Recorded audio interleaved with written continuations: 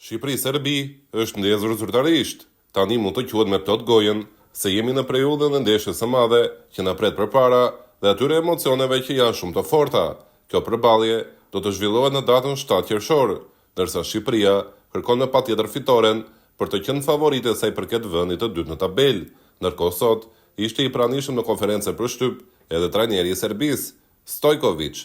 Ky i fundit foli për shumë problematika, duke nisur që nga lënia jashtë Milinkovic, Savic, Tadic, Sviljar, ndërsa tha gjithashtu se nëse do të ishte ai problemi i Serbisë, do të jepte menjëherë dorëheqjen.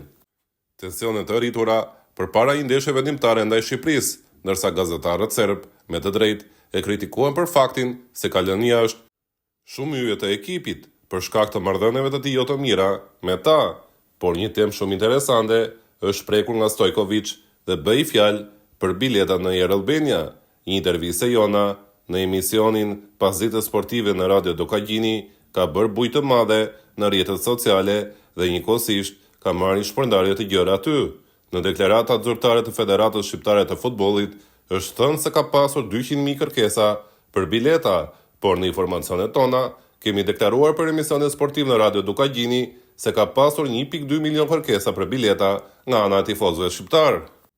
Ky lajm ka shkuar shumë larg, deri te trajneri i Serbisë, Stojkovic, i cili i pyetur nga gazetarët rreth 200.000 interesimeve për bileta sipas variantit të Federatës Shqiptare të Futbollit, ka treguar anën tjetër. 200.000 interesime për bileta? Jo, janë 2 milion, jo 200.000. Nuk ka stadium me këtë kapacitet as në botë për t'i mbajtur kaq shumë tifoz. Më kanë thënë se janë 2 milion interesime për bileta nga ana e tifozëve të Shqipërisë, por është e njëjta histori.